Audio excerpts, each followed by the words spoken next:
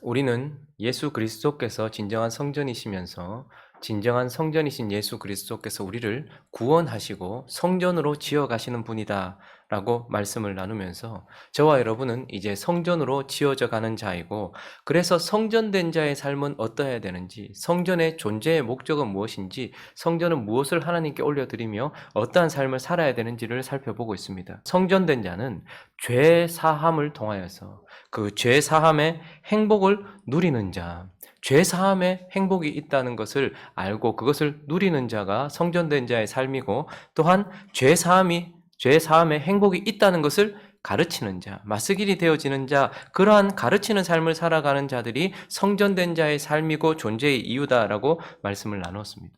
계속해서 그러한 맥락 가운데서 오늘 시편 33편을 살펴보면서 성전됨의 특징, 성전된 자의 삶은 어떠해야 되는가, 또 오늘 본문 말씀은 성전된 자는 예배하는 삶을 사는 자다라고 우리에게 말씀해 주고 있어요. 1절 말씀을 한번 읽어볼까요? 1절 말씀, 자, 읽습니다. 시작. 너희 의인들아 여호와를 즐거워하라. 찬송은 정직한 자들이 마땅히 할 바로다. 시편 33편을 시작하면서 죄 사함의 행복을 누리는 자를 향하여서 너희들 의인들아 여호와를 어떻게 하라고요? 즐거워하라. 찬송은 정직한 자들. 정직하다는 것은 그 속에 있는 죄를 하나님께 고백함으로써 하나님 앞에 숨김이 없고 간사함이 없는 자로서 죄 용서함을 받은 자들의 마땅한 바다라고 명령하고 있습니다. 오늘 시편 33편을 시작할 때에는 특별한 표제어가 있습니까? 없습니까? 없습니다. 그런데 왜 시편의 33편을 시작하면서 표제어가 없을까? 바로 32편과 이어진다라는 것을 우리에게 말해주기 때문일 것입니다. 32편 11절, 우리가 32편을 마치면서 뭐라고 말씀하고 있는지 다시 한번 읽어볼까요? 시작. 너희 의인들아 여호와를 기뻐하며 즐거워할지어다. 마음이 정직한 너희들아 다 즐거이 외칠지어다. 32편의 마무리가 33편의 시작과 맞닿아 있다는 것을 보게 됩니다. 그러니 죄 사함의 행복을 누리고 있는 자들, 그런 자들은 마땅히 곧바로 어떻게 해요? 너희는 여호와를 즐거워하라 라고, 여호와를 즐거워하라라고 예배로 부름을 받고 있다는 것입니다. 죄 사함의 용서의 은혜를 누리고 있는 모든 자들은 하나님을 예배하는 삶을 살아야 된다라고 33편은 곧바로 우리를 인도하고 있는 것입니다. 그런데 1절을 보니까 여호와를 즐거워하라 이렇게 되어 있죠. 여기서 우리는 여호와를 즐거워한다는 것이 무엇인가? 즐거워하라라는 단어는 쉽게 말하면 외치다 이런 뜻입니다. 그러니까 여호와를 외치다, 여호와께 외치다 이런 뜻입니다. 그러니까 예배라는 것은 그 여호와를 향해서 외치는 거예요. 근데 이것을 그냥 소리를 진다 주야 이게 예배라는 것이 아니라, 우리가 한번 생각해 보십시오. 어떤 스타, 내 마음의 스타, 연예인을 아주 깊이 사랑하는 사람이 있습니다. 근데 그의 콘서트장에 갔어요. 그러면 콘서트장에 기대로 막 가득 차 있습니다. 이미 기대를 하고 있어요. 내 마음의 우상, 내가 사랑하는 그런데 콘서트장이 어둠으로 쫙 깔려 있습니다. 그리고 정막이 흐르고 있고 기대를 하고 있어요. 그런데 조명이 쫙 비치면서 누가 나타나는 거예요? 그 주인공이 쫙 나타나는 거예요. 그렇게 쫙 조명을 받아서 나타날 때에 누구도 명령하지 않았는데 그때 일어나는 현상이 무엇입니까? 다 외쳐요. 와! 라고 외쳐요. 온 마음과 온 존재와 온 몸이 그를 향해 반응하면서 뭐죠? 즐거워하고 있는 것이죠. 그러다가 내가 좋아하는 그와 함께 막 벌쩍벌쩍 뜁니다. 싸이 같은 사람은 공연을 할 때 사람들을 좌지우지합니다. 노래를 하다가 안 그래도 막 흥분해 있는 사람들을 향해서 어떻게 합니까? 자, 지금부터 준비됐습니까? 하나, 둘, 뛰어! 이 한마디에 거기에 있는 수천 수만 명이 한꺼번에 뛰면서 소리를 지르면서 막 하고 있어요. 사실 교회 안에서 일어나야 될 예배의 현장은 세상 속에서 드려지고 있는 예배에서 본받아야 될 점이 많습니다. 이것이 바로 여호와를 즐거워한다라는 것입니다. 그분을 향해 내 마음과 내 영과 내 온 존재가 그분을 사랑하면서 그분을 향해 간절하게 반응하면서 와! 하고 즐거워하며 외치는 것. 이게 예배이고, 성전된 자의 삶은 바로 이러한 예배하는 삶이어야 한다라고 말씀하고 있는 것입니다. 자, 그러면 성전된 자의 삶은 어떤 예배자여야 하는가? 예배자의 구체적인 모습들을 몇 가지 살펴보려고 합니다. 성전된 자는 어떤 예배자가 되어야 하고 또 어떤 예배자인가? 그 첫 번째는 특별한 예배자다라고 우리에게 말씀해 주고 있습니다. 자, 우리 1절 말씀을 다시 한번 읽어볼까요? 1절 읽어주십시오. 시작. 너희 찬송은 정직한 자들이 마땅히 할 바로다.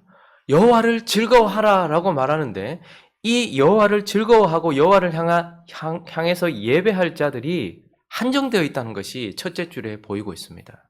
누구를 향해서만 말하고 있습니까? 너희 의인들아. 그래서 예배는요, 오직 하나님을 향한 예배는요, 특별한 사람들만, 소수의 특권을 가진 사람들만 사실은 드릴 수 있다는 것을 우리는 기억해야 합니다. 성전된 자는 특별한 예배자예요. 왜냐하면 세상 사람들은 이러한 예배를 드릴 수 없기 때문에 그렇습니다. 세상에 있는 사람들도 예배는 드립니다. 그러나 오늘 시편 33편에 나오는 것과 같은 예배는 드릴 수 없습니다. 세상에 있는 사람들은 왜냐하면 하나님을 사랑하지도 않기 때문이고 하나님을 경험해보지도 못했기 때문이고 또한 하나님을 사랑할 수도 없기 때문에 세상에 있는 사람들은 이런 예배를 드릴 수 없습니다. 그러나 세상에 있는 사람들은 다른 것들은 예배할 수 있어요. 방금 말씀드렸던 것처럼 어떤 스타라고 말하는, 자기 마음속에 있는 스타라고 말하는 연예인을 향해서 예배할 수도 있고요. 돈을 향해서 예배할 수도 있습니다. 그리고 자기의 레저를 위해서도 예배할 수 있고 자기가 좋아하는 쾌락을 위해서도 예배할 수 있습니다. 높은 자리로 올라가기 위한 명예를 위해서도 예배할 수도 있고 자기 안에 있는 꿈을 위해서도 예배할 수 있지만 그러나 세상 사람들은 결코 절대 하나님을 예배할 수는 없는 것입니다. 그러니 이 예배는 아주 특별한 자, 유니크한 자, 아주 독특한 존재인 저와 여러분들 그리고 의인들만 드릴 수 있는 예배라는 것입니다. 그래서 특별한 예배자인 것입니다. 그리고 이 땅에서 예배할 수 있는 세상 사람들 가운데 유니크한 저와 여러분들만 드릴 수 있는 예배이지만 이것을 확장해서 하늘을 향해서 올라가 봐도 이러한 예배를 드릴 수 있는 자는 저와 여러분들 의인들밖에 없다라는 것입니다. 왜냐하면 오늘 시편 33편이 말하고 있는 이 예배는 3절을 보시면요. 첫째 줄을 다 읽어보죠. 시작. 새 노래로 그를 노래하며 즐거운 소리로 아름답게 연주할지어다. 뭐를 노래하라고 예배하라고 말하고 있습니까? 뭐로? 새 노래로라고 말하고 있습니다. 그러면 위에 있는 존재들도 우리보다 높은 곳에 살고 있는 이 땅에서는 세상 사람들은 할 수 없는 우리는 유니크한 존재로서 예배를 드려요. 그런데 위에 있는 존재들 중에도 예배하는 존재들이 있습니다. 그러나 오늘 시편 33편과 같은 예배를 할 수 없어요. 왜요? 천사들도 하나님을 예배해요. 거룩하다 거룩하다 거룩하다 만군의 여호와여 하면서 예배를 드리지만 그러나 오늘 이 예배는 천사들도 할 수 없어요. 왜 그렇습니까? 새 노래로 예배해야 되는 것이기 때문입니다. 새 노래란 무엇입니까? 새로운 피조물. 죽었다가 살아난 새 생명을 가진 자들의 노래. 죽었던 영이 다시 살아나 새 영혼을 가진 자들의 노래. 그리고 부패했던 마음이 다시 받은 새 마음을 가진 자들의 노래. 그러니 구원받은 자들만 부를 수 있는 노래라는 것입니다. 천사들은 높은 곳에서 하나님을 찬양하고 있고 거룩하게 찬양하고 있지만 우리와 같은 찬양을 할 수 없습니다. 왜냐하면 그들은 구원을 경험해보지 못했기 때문입니다. 그 하나님의 아들의 핏값에 대하여서 한 번도 경험해보지 못했기 때문입니다. 그래서 사실 벌레 같은 우리지만 땅에 있는 우리지만 천사들도 우리의 구원을 보면서 배우면서 하나님을 찬양하고 있습니다. 그들은 경험해보지 못했어요. 그러나 저와 여러분들은 무엇을 경험합니까? 지금 역사하고 계시는 하나님의 은혜를 경험하면서 하나님을 노래할 수 있어요. 천사들은 할 수 없는 새 노래를 부른단 말입니다. 그러니 하늘에서도 유일하고 유니크하고 독특하고 특별한 예배자이고 하늘까지 통탈해서 본다 할지라도 우리와 같이 예배할 수 있는 존재가 없는 거예요. 그래서 성전된 저와 여러분 의인들은 특별한 예배하는 삶이다라는 것입니다. 두 번째, 또 우리는 어떤 예배자인가? 성전은 예배자인데 어떤 예배자인가? 바르게 예배하는 자다. 바르게 예배하는 예배자다라고 말씀합니다. 자, 우리가 바르게 예배한다는 것은 무엇일까요? 우린 늘 매주 예배드리고 매일 아침 예배드리고 매 순간 예배를 드리는데 바른 예배란 결국 무엇일까요? 먼저 바른 예배란 바른 것을 예배하는 것이 바른 예배입니다. 바른 분을 예배하는 것이 예배입니다. 자, 출애굽기 3장 2절에는 예배자의 어떠한 모습을 보여주는 어떤 상황이 나오는데요. 읽어볼까요? 자, 읽습니다. 시작. 여호와의 사자가 떨기나무 가운데로부터 나오는 불꽃 안에서 그에게 나타나시니라. 그가 보니 떨기나무에 불이 붙었으나 그 떨기나무가 사라지지 아니하는지라. 자, 모세가 하나님께 부름받고 있는 장면입니다. 근데 여호와의 사자가 모세를 불렀는데 어디 앞으로 불렀어요? 여호와 앞으로 불렀어요. 그런데 또 여호와 앞으로 갔지만 모세는 무엇을 보고 있습니까? 떨기나무를 보고 있어요. 근데 그 떨기나무가 뭐 하고 있는 것? 타고 있는 것을 보고 있어요. 근데 놀라운 것은 그 가시떨기나무는 타지 아니하면서 타오르고 있는 것. 사실 이것은 예배자의 모습을 보여주고 있습니다. 예배자란 하나님 앞에서 하나님을 향해 타오르고 있는 자를 말하는 것입니다.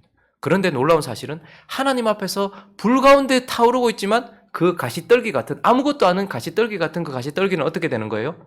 타지 않고 여전히 타오르고 있는 것. 사실 모세는 예배자입니다. 예배자로 부름을 받았어요. 모세를 통해서 무엇이 이루어집니까? 출애굽이 이루어집니다. 그래서 구원받은 자의 모형이 되어지고, 그래서 모세는 홍해가에서 붉은 바다 가운데서 뭘 합니까? 하나님을 향한 새 노래를 부르는 예배자의 모습으로 부름을 받은 거예요. 그래서 모세는 그런 모습, 요한계시록에도 보면요, 구원받은 자들이 어떻게 해요? 붉은 유리바다 같은 홍해, 거기서 불렀던 그 노래를 하나님 앞에 구원받은 자들이 부르는 노래죠. 그러니 모세는 구원받아 하나님을 예배하기 위하여 부름을 받았고, 그가 가야 할 최종 지점이 어디냐면 지금 자기를 부르는 이 시점에서 하나님 앞에서 활활 타오르고 있지만 자기 자신은 타지 않고 있는, 하나님을 향해 타오르고 있는 예배자로 부름받은 거예요. 이 땅에 있는 모든 자들도 타오르고 있습니다. 예배로 타오르고 있어요. 그러나 모든 자들은 타오르는 것은 공통점일지 몰라도 모두 타버립니다. 돈을 예배하는 자는 돈을 향해 타오르고 있지만 돈과 함께 소멸돼 버려요. 명예를 예배하는 자도 명예를 위하여 활활 타오르고 있지만 그 명예와 함께 타고 소멸돼 버린단 말입니다. 자기의 꿈을 위해서 타오르는 자들도 있습니다. 활활 타오르고 있어요. 그것도 예배자의 모습이에요. 그러나 그들 또한 가시떨기 같은 자기들은 소멸돼 버려요. 그것과 같이 소멸돼 버리고 꺼져 버린단 말입니다. 그런데 이 모세, 예배자로 부름받았을 때 예배자는 어떠합니까? 자기 자신이 타지 아니하고 계속해서 타오르고 있습니다. 왜요? 바른 예배자이기 때문에 그렇습니다. 바른 예배자는 여호와를 예배하는 자. 그래서 오늘 1절 말씀도 보십시오. 너희 의인들아, 뭐를 즐거워하래요? 여호와를. 2절도 보시면 수금으로 누구께? 여호와께. 3절도 보시면 새 노래로 누구를? 그를 노래하며. 인기를 우상삼아, 신삼아, 인기를 향해 타올랐던 자들의 끝이 얼마나 비참한지 우리는 보잖아요. 권력을 향해 타올랐던 자들의 끝이 얼마나 비참한지 우리는 보잖아요. 돈을 향해 타올랐던 그 불꽃들이 얼마나 비참하게 소멸되는지 보잖아요. 그런데 여호와를 향해 여호와께 타오르는 불은 가시떨기 같은 우리도 타지 아니하고 계속해서 활활 타오르는 것입니다. 그러니 바른 예배라는 것은 먼저 바른 것을, 바른 분을 향해 타오르는 예배자예요. 그리고 또 하나는요, 바른 예배라는 것은 바른 분을 향해 타오르면서 바른 것으로 타오르는 것, 바른 것으로 활활 타오르는 것이 바른 예배입니다. 레위기 10장을 가보시면요, 아론의 아들 두 사람이 나오는데 1절과 2절 읽어보겠습니다. 시작. 아론의 아들 나답과 아비후가 각기 향로를 가져다가 여호와께서 명령하지 아니하신 다른 불을 담아 여호와 앞에 분향하였더니 불이 여호와 앞에서 나와 그들을 삼킴에 그들이 여호와 앞에서 죽은지라. 활활 타오르는 것도 중요해요. 그러나 뭘로 태우느냐 하는 것도 중요합니다. 여호와께 예배하는 것도 중요하지만 그 여호와께 무엇으로 예배하는가? 나답과 아비후는 예배자였습니다. 그러나 그들이 잘못된 것은 무엇이었습니까? 잘못된 다른 불, 하나님이 허락하시지 않고 명령하시지 않은 다른 불을 담아다가 여호와를 예배했더니 그들이 어떻게 되는 거예요? 함께 타버리고 소멸되어지고 없어져 버린 것입니다. 그런데 중요한 것은 무엇입니까? 여호와께 예배하는 것도 중요하고 바른 예배는 여호와께서 명령하신 바른 것으로 타올라야 되는 거예요. 우리를 태우는 것이 중요하다라는 것입니다. 하나님 앞에 타오르는 소재들이 중요하다는 것이에요. 그래서 6절에 보시면 무엇으로 타올라야 되는가? 6절은 여호와의 뭐로요?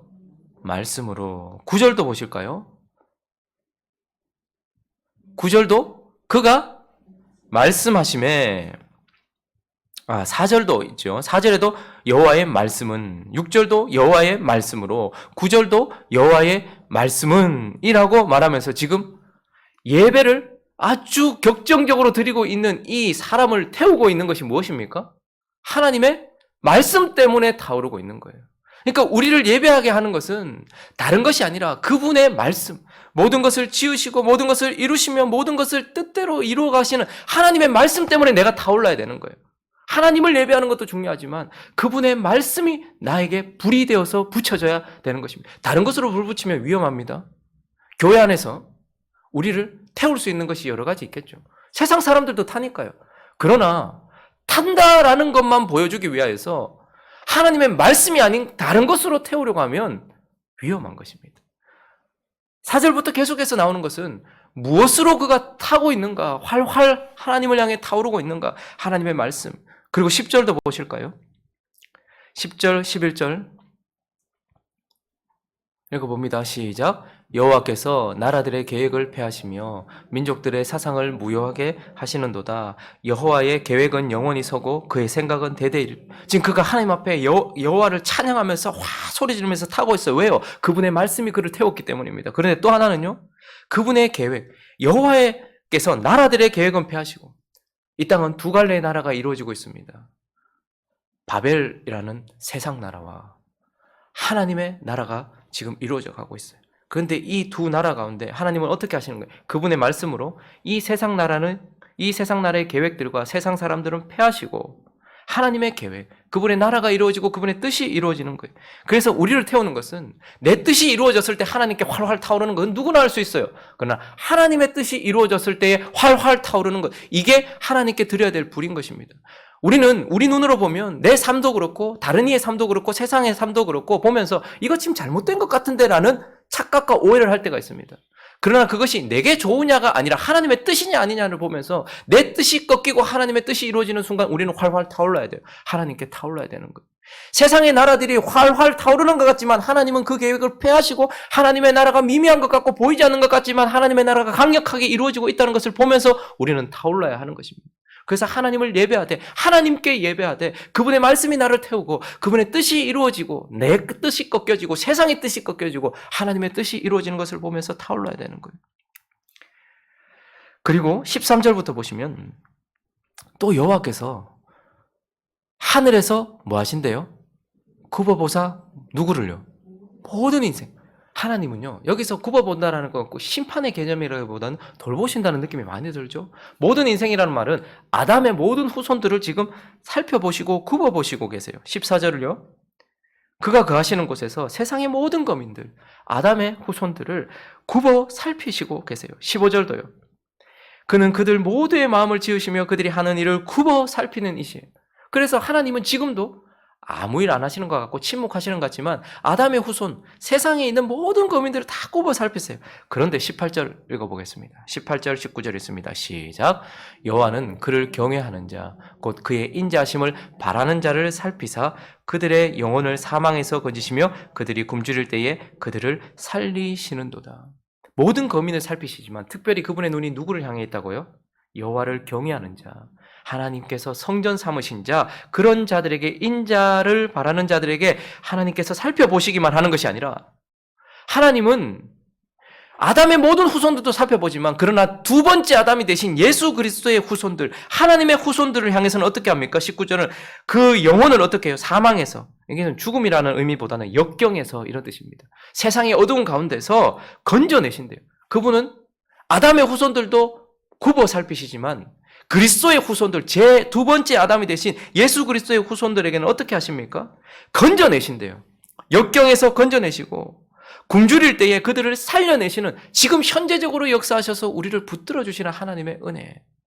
그러니 우리를 활활 타오르게 하는 불은 무엇이어야 하는 것입니까? 그분의 말씀과 그분의 뜻의 이루어짐과 그리고 우리에게 주시는 현재적인 은혜 때문에 우리는 활활 타올라야 하는 것이죠. 그래서 성전된 자는 특별한 예배자로서 바르게 예배하는 자다라고 우리에게 말씀해주고 있습니다. 마지막으로 또 한 가지 더 살펴보면 우리는 예배자여야 하는데 어떤 예배자여야 합니까? 삶으로 이어지는 예배자여야 하는 것입니다. 삶으로 이어지는 예배자.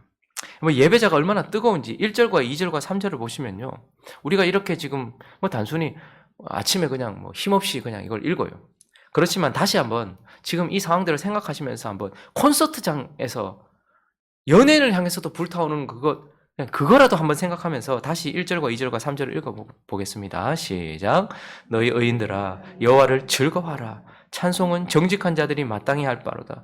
수금으로 여호와께 감사하고 열줄 비파로 찬송할지어다. 새 노래로 그를 노래하며 즐거운 소리로 아름답게 연주할지어다. 여호와를 향하여 외치라 이런 겁니다. 와 하고 홍해가에서 바다가 갈라졌고 홍해가에서 거기에서 그들은 마른 땅을 건넜는데 그들을 430년 동안 괴롭혔던 그 이집트 사람들과 이집트는 망하는 것을 보면서 거기서 와 하고 소리치는 하나님의 백성들. 그리고 2절에는요. 우리에게 주어진 모든 것을 수금, 기타라고 생각하면 될 것 같아요. 기타 같은 것으로 그리고 열줄 비파, 그랜드 피아노 혹은 지금 신디 이런 것들 뭐 세컨까지 다 해서 그리고 새 노래로 그걸 노래하면 즐거운 소리, 트럼펫 같은 나팔로 불어가면서 크게 외치고 있는 이 예배는 지금 아주 감정적이고, 여러분 예배는 정적이고 경건이라는 말을 우리가 오해하기 때문에 감정주의는 위험한 것입니다. 그러나 감정적이라는 것은 우리에게 언제나 필요합니다. 누군가를 사랑하는데 감정이 움직이지 않는다. 그렇지 않아요. 하나님의 지금 이 예배가 얼마나 감정적이고 그리고 이 순간 얼마나 역정적이고 극적인지를 우리에게 보여줘요. 자, 그런데 이제 이 예배의 끝을 보여주고 있는 33편 20절을 한번 보십시오. 그 순간적이고 역정적이고 극적인 이 예배가 어떻게 이어지고 있는가 20절 읽어봅니다. 시작. 우리 영혼이 여호와를 바라며 그는 우리의 도움과 방패시로다. 21절 22절까지 계속요. 우리 마음이 그를 즐거워하며 우리가 그의 성호를 의지하였기 때문이로다. 여호와여 우리가 주께 바라는 대로 주의 인자하심을 우리에게 베푸소서. 콘서트 현장에서는 그 열기는 그냥 식어버립니다. 연극이 끝나고 나면 무대는 조용해져요. 그리고 그 콘서트가 끝남과 동시에 그 열정도 식어집니다.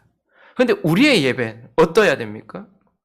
그렇게 순간적이고 격정적으로 타올랐던 그 예배가 지금 마무리되어져 가는 가운데서도 어떻게 해요? 이어지고 있습니다. 여호와를 바라는 것으로. 여호와를 바라며 지금도 여전히 여호와를 바라보면서 어디로? 예배 장소에서 삶의 장소로 나가고 있는 것입니다. 우리 마음이 여전히 그를 즐거워하고 있는 것이죠. 그리고 여전히 은혜를 베풀어 달라고 하나님께 나아가고 있는 것입니다. 그러니 그 예배는 계속해서 그곳에서 타올랐던 그 예배는 그의 삶의 현장으로 이어지고 있고 그리고 하나님과 계속 이어져 있다라는 것을 보게 되는 것입니다. 진정한 예배란 순간 타오르고 그쳐버리는 불이 아니라 그분 안에서 계속해서 그분과 함께 타오르는 것입니다. 어디까지요? 순간이 이어지면 연속이라고 말하고 연속이 계속되면 삶이라고 말하는 거예요. 그래서 우리의 예배, 하나님을 향해 격정적이고 영적으로 정말 즐겁게 예배했던 그 예배는 감정의 모양은 어떠할지 몰라도 여전히 그 감정을 가지고서 그분과 이어지고 내 순간순간으로 이어져서 삶이 되어야 되는 것입니다. 말씀을 정리하겠습니다. 결국 한마디로 32편에서 우리는 죄사함으로 말미암는 행복자가 되어졌어요. 그렇다면 33편에는 또 다른 표제가 없이 곧바로 32절의 마지막에 명령해요. 너희 의인들아 여호와를 기뻐하며 즐거워할지어다. 마음이 정직한 너희들아 다 즐거이 외칠지어다. 라고 곧바로 33편은 너희 의인들아 똑같은 말을 반복하면서 어떻게 해요? 예배의 자리로 우리를 부르고 있는 것입니다. 구원받으셨습니까? 죄 용서함을 받아서 행복자가 되셨습니까? 곧바로 우리는 예배자가 되어야 되는 것입니다. 그런데 예배는 결국 무엇입니까? 오늘 특별한 예배자, 바른 예배자, 삶으로 이어지는 예배자는 결국 무엇입니까? 예배란 다른 것이 아니라 하나님을 향하여 활활 타오르는 사랑인 것입니다. 내가 어떻게 예배하지? 우리는 예배가 무엇인지 압니다. 지금 옆에 있는 사람들을 향해서는 우리가 식었는지 몰라도 처음 그 대상을 사랑했던 그때 우리는 타올랐던 자들이기 때문에 예배가 뭔지를 압니다. 내가 그렇게 사랑하는 이 사람에게 타올라 봤던 우리 아닙니까? 예배란 그렇게 사랑하는 것입니다. 누구를요? 하나님을, 그분의 말씀을, 그분의 역사하심을 사랑하면서 그분 앞에 활활 타오르는 사랑이라는 것을 기억하면서 행복자가 되셨다면 하나님을 사랑하는 예배자 되시는 저와 여러분 되시기를 예수 그리스도의 이름으로 축원합니다.